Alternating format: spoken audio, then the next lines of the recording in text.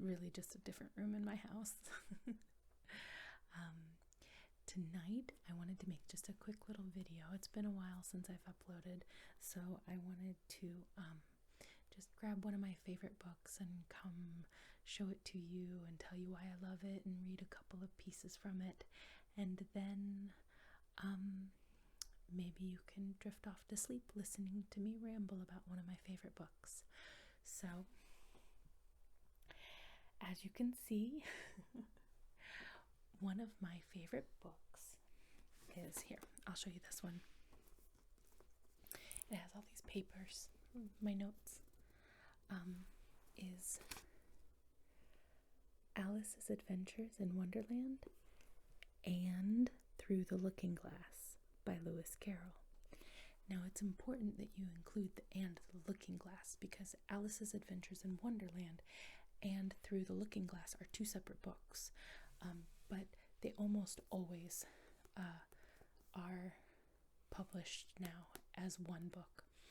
And the story of Alice in Wonderland, even just the words Alice in Wonderland, is very specific to retellings of the story. The first book is Alice's Adventures in Wonderland.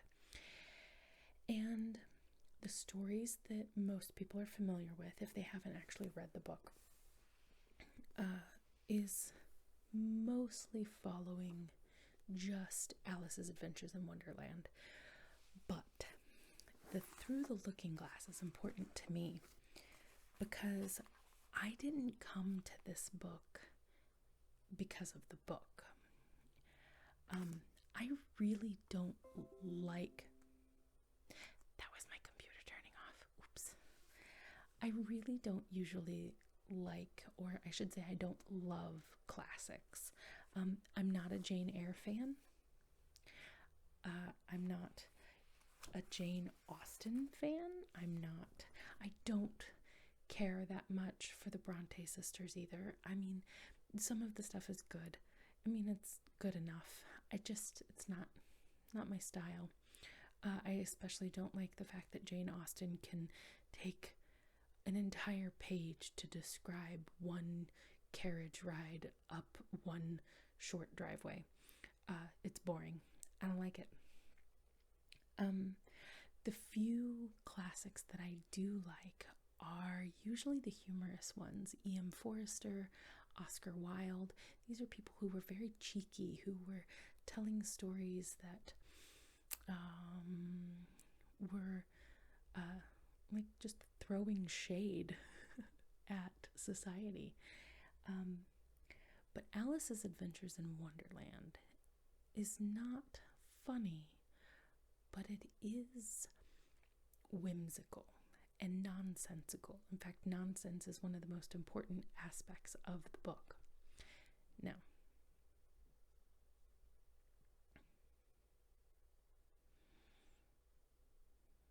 I don't know if my kids are asleep. Now,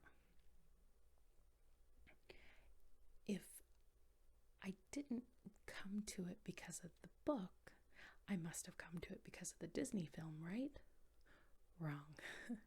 I actually fell in love with Alice in Wonderland because of this 1985 made-for-TV live-action musical rendition of Alice's Adventures in Wonderland and Through the Looking Glass. It was a two-parter. My kids are awake. Hopefully my husband takes care of it. So, my grandmother taped on VHS the original two-part television special, and one of the things that I think is the most extraordinary about this is the cast. This starred everyone famous who was alive at the time. There were so many people in this. Now, just on the back here, it says Red Buttons, Sammy Davis Jr., and Beau Bridges, Stephen Allen, and that's not enough of the people. It also starred Carol Channing, John Stamos, Ringo Starr, Imogen Coca, Sally Struthers, Shelley Winters. And if you don't know who all these people are, I encourage you to watch a few amazing old films like the original Poseidon's Adventure and some of the old musicals from the 1930s and 40s, because my favorite person in this rendition is Martha Ray. And Martha Ray was much more famous for her singing long before this movie was made. And I just love her as a performer in general. I love every performance of hers I've ever seen. So, you can still find this movie. I obsessed about being able to find it for years, for a couple decades, because the only copy I had ever heard of was my grandma's VHS copies. But this one I found on Amazon a few years ago, maybe about 5 years ago. I have no idea how much I paid for it.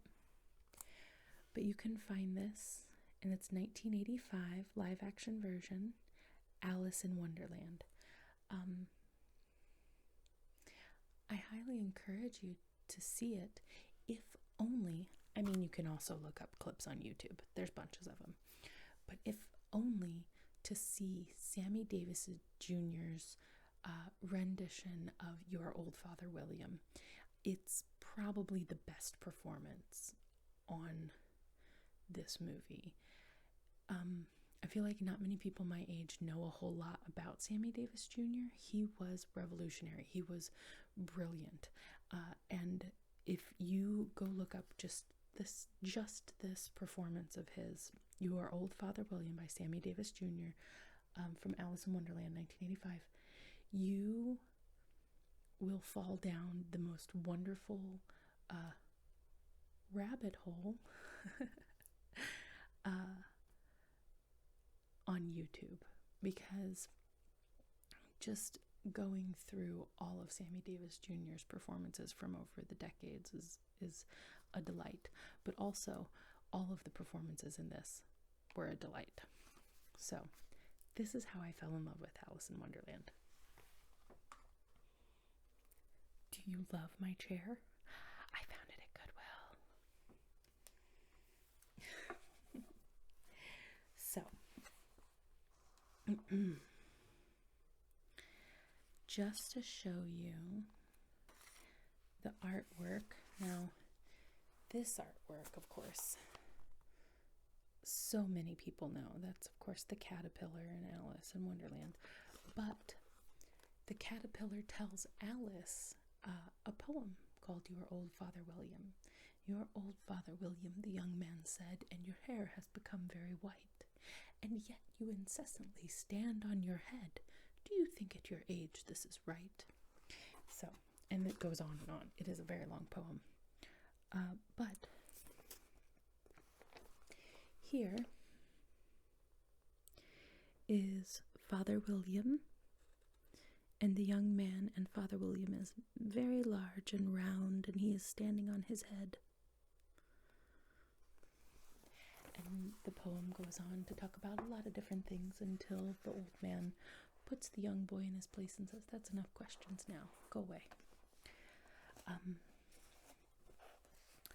So as a kid, my favorite part of this story was really a mixture of the music and dance, because I'm a old musicals fan, so of course my favorite thing was the musicals. But what carried me into loving this story through the book is the nonsense. There's so much beautiful nonsense in it. Jam tomorrow, jam yesterday, but never ever jam today. You can never have jam because it's always today. Yesterday and tomorrow don't exist. Only today exists, so you can never have jam. It's perfectly nonsense. And there is a beautiful rendition of a song called Nonsense, sung by Ringo Starr as a mock turtle in the television version. And this nonsense opened up a world to me of absurdism, and that is something that I have carried through to other favorites in my life. My favorite religious text is a text of absurdism, which I will do a video on eventually. It's called the Principia Discordia, and it is a very long story, and what it means to me will also be quite long, so I will eventually do a story on that. I might do a series on it. And then as a teen, I was probably 15 years old when I finally picked up a copy of this book.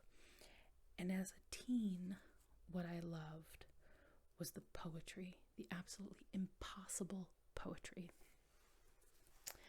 And at one point, I had it memorized. I don't have all of it memorized anymore because there's a lot of things that have been put inside my head since then. But as a teen, my favorite poem of all of the poems in the book was Jabberwocky. And anyone who's seen the 1985 version or the new Tim Burton version will have an idea of what a Jabberwocky is. But the Tim Burton version is like a creature of its own. It's a different thing. So yeah. 'Twas brillig, and the slithy toves did gyre and gimble in the wabe. All mimsy were the borough groves, and the mome raths outgrabe. Beware the Jabberwock, my son, the jaws that bite, the claws that catch. Beware the Jub-Jub bird, and shun the frumious Bandersnatch. He took his vorpal sword in hand, long time the makesome foe he sought. So rested he by the tum-tum tree, and stood a while in thought. And as in uffish thought he stood, the Jabberwock, with eyes aflame, came whiffling through the tulgey wood, and burbled as it came. 1, 2, 1, 2, and through. The vorpal blade went snicker-snack. He left it dead, and with its head he went galumphing back. And hast thou slain the Jabberwock? Come to my arms, my beamish boy. O frabjous day, callooh, calais, he chortled in his joy. 'Twas brillig, and the slithy tove did guile and gimble in the wabe. All mimsy were the borough groves, and the mome raths outgrabe. That's the Jabberwock. A lot of it's nonsense. Some of them are words that are made up by Lewis Carroll and explained by another character in the book later. But I love the rhythm, the rhyme, the sort of Welsh sound to all of this all the made up words. It was for some reason always tickled my brain a little. Now, I do have one other theory as to why I liked this one so much. All of the other poems that I'm very fond of in this book were music or set to music and made into songs in the movie. So they will forever in my head be songs, like You Are Old, Father William, and the very last poem, which I'll read a little bit of when we get there, and The Walrus and the Carpenter. Those are all songs from that movie, and I cannot read them without hearing the music in my head.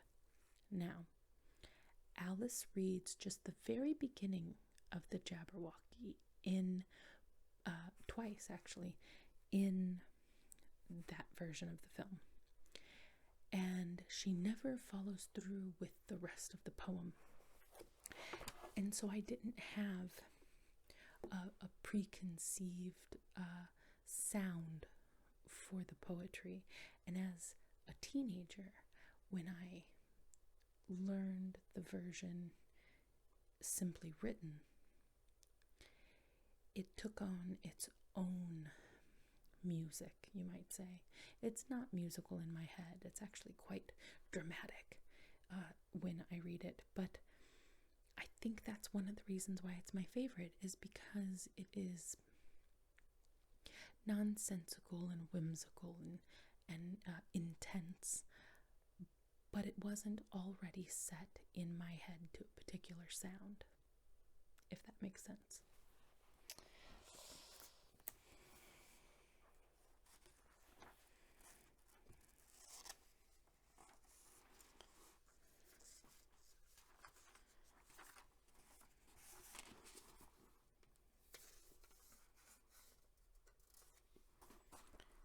There's another poem that I wanted to read, but oh, here it is. Okay. So, this is one that you all know. Absolutely every single one of you knows this poem. Okay. Humpty Dumpty sat on a wall. Humpty Dumpty had a great fall. All the king's horses and all the king's men couldn't put Humpty Dumpty in his place again. Now, I'm sure that most of you, if not all of you, are picturing an egg sitting on a wall in your head. But that poem never mentions an egg. There is no egg. Once again, listen for the egg. Humpty Dumpty sat on a wall. Humpty Dumpty had a great fall. All the king's horses, all the king's men couldn't put Humpty together again. There's no egg. So, how did Humpty Dumpty become an egg? Well, because of this book. So up until this book was published, Humpty Dumpty was a cannon. Humpty Dumpty was a giant cannon that was used in a particular war in England.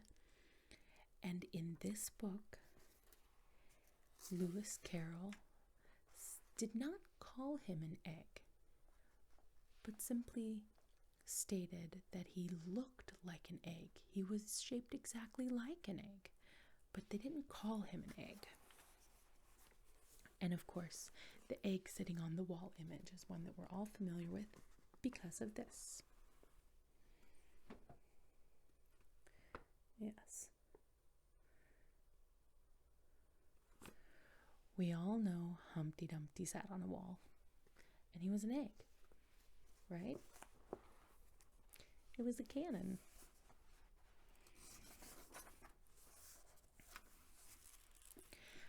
Humpty Dumpty is the character in this book who recites the part of the Jabberwocky poem and explains what brillig and tove and slithy and all of those nonsensical words mean. And essentially, 'twas brillig and the slithy tove did gyre and gimble in the wabe. All mimsy were the borough groves, and the mome's wrath outgrabe. Essentially means it was afternoon and the parrot-like birds were happy, and there were some badger-esque lizard animals who were digging and running around, and there was a sad turtle. It's nonsense. So, like I said, so many of the poems are impossible for me to simply read. They have to be sung in my head, and this is one of them. So if you have never read Alice's Adventures Through the Looking Glass, which is the second book, it's like Alice's Adventures in Wonderland is based on the cards, you know, the Queen of Hearts and Spades and all that different stuff. The Through the Looking Glass is based on chess, a game of chess. There's a red queen and a white queen and a red king and a white king, and there's a knave and a white knight and a red knight. And there's a horse and a lion and a unicorn, and there's all these different characters that are based on various chess pieces. And the goal, in order for Alice to get back home, she has to make it to the 8th square. Well, that's the goal of chess. You get to the 8th square, your queen wins. And once she gets to the 8th square, she will become a queen, and then she can go home. Well, once she becomes queen, she is invited to a great banquet in her honor. And there is a poem. And she hears a shrill voice singing. To the looking glass world it was Alice that said, I've a scepter in hand, I've a crown on my head. Let the looking glass creatures, whether they be, come and dine with the red queen, the white queen, and me. Then fill up the glasses as quick as you can and sprinkle the table with buttons and bran, put cats in the coffee and mice in the tea, and welcome Queen Alice with 30 times 3. O looking glass creatures, quoth Alice, draw near. 'Tis an honor to see me, a favor to hear. 'Tis a privilege high to have dinner and tea along with the red queen, the white queen, and me. Then fill up the glasses with treacle and ink, or anything else that's pleasant to drink. Mix sand in the cider and wool with the wine, and welcome Queen Alice with 90 times 9. Now, in my head, that was set to music. It's the one of the big finale numbers. It's a full cast rendition.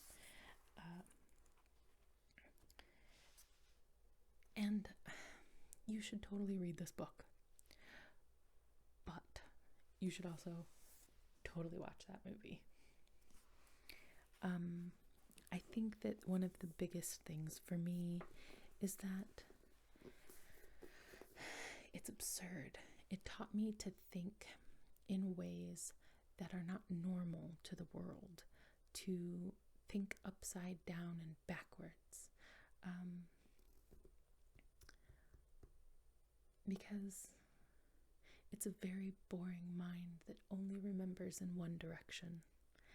And I like to remember forward and backwards as often as I can. So, Alice's Adventures in Wonderland is my favorite classic, and you should read